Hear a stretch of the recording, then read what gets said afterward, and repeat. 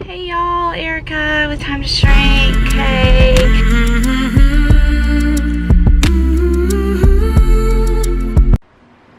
Hey y'all, it's Erica with Time to Shrink. Hey, I am starting today a 72-hour fast and I wanted to kind of chronicle it.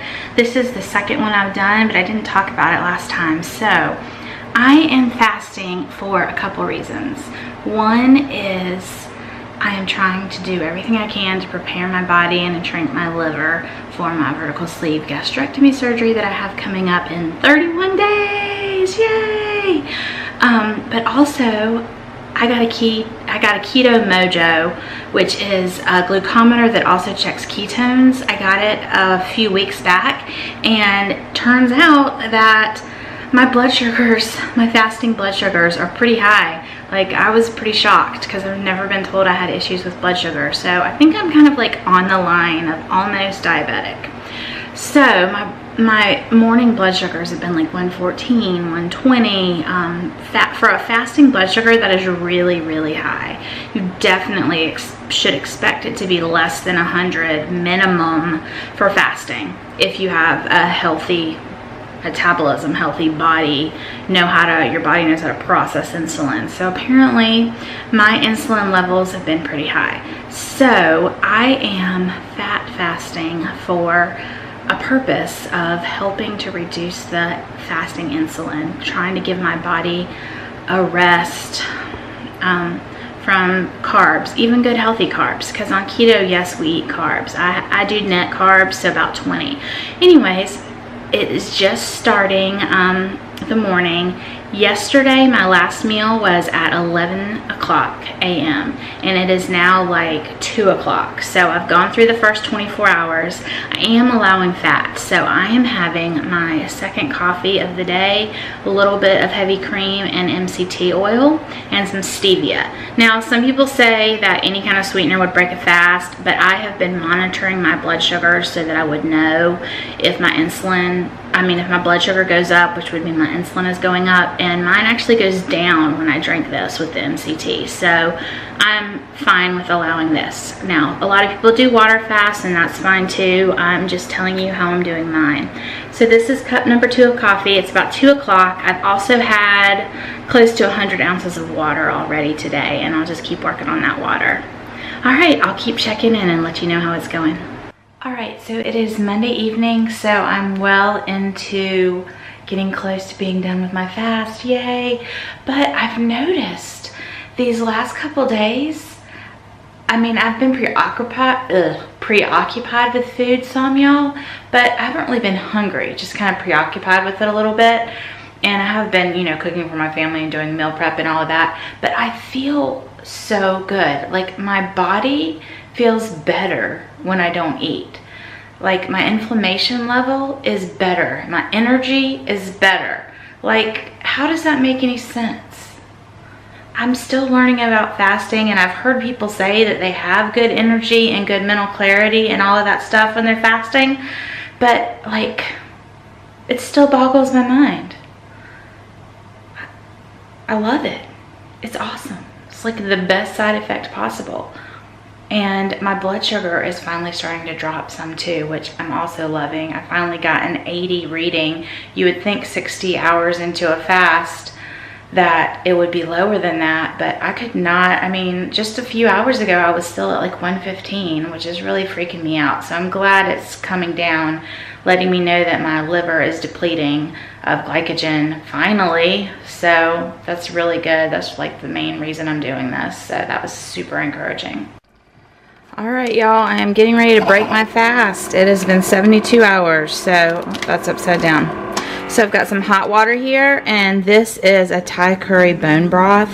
This brand is really, really yummy. So good, and it's got 10 grams of protein in it. So just a really high quality bone broth powder. I really like this flavor. So I'm going to have this so that I break my fast easily. Last time I broke my fast, I did it with regular food and it made me pretty sick, so I'm going to ease into it this time. All All right, sitting in the car here in my driveway. Before we get going, I wanted to wrap up my fasting. I did 72 hours. It ended this morning around 11. So I kind of wanted to go back to when I started and just kind of review. My last meal was October 20th at lunch, the 11 o'clock. And after that, my blood sugar, let's see, where was my starting blood sugar? My AM weight that day was 243.8, I believe, and my AM ketones were 1.0 and my blood sugar was 120. Not good, not good.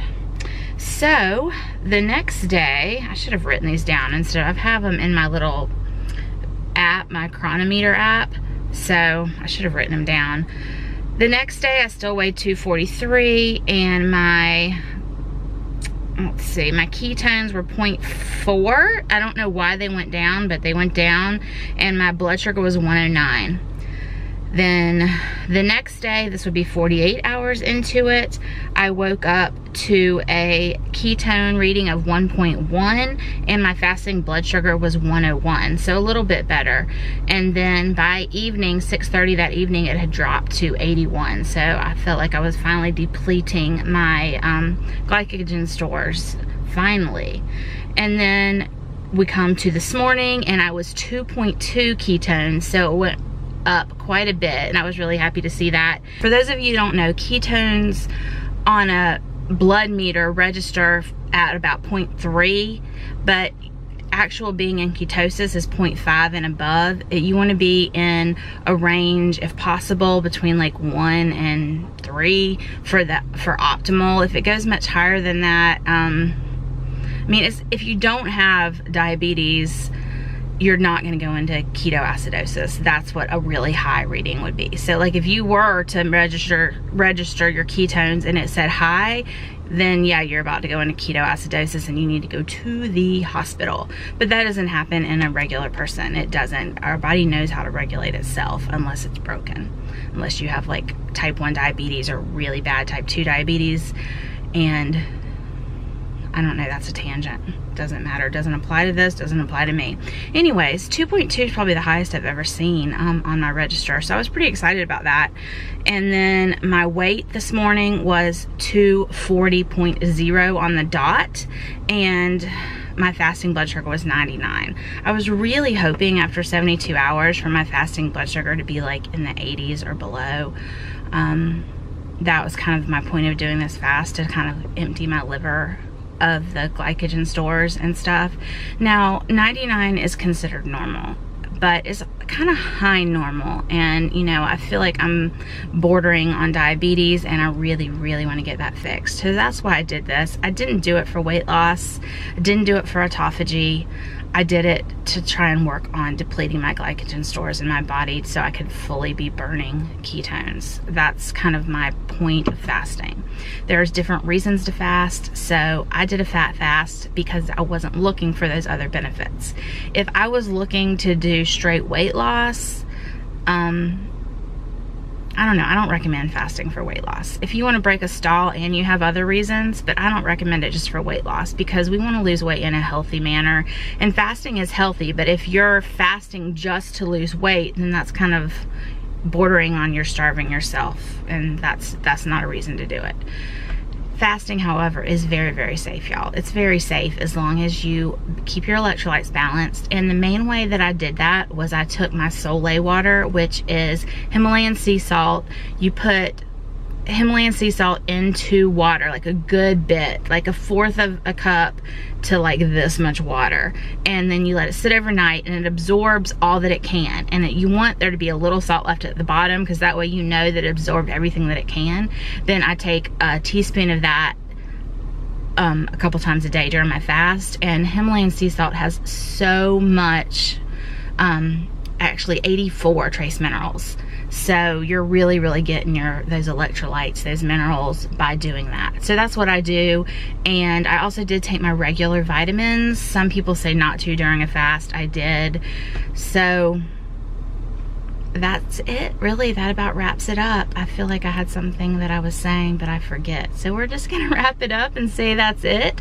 And I hope y'all enjoyed watching this. I hope it was informative or helpful, or if you have questions, if you have thoughts, if you have things that you think would be helpful for me, please list them down below.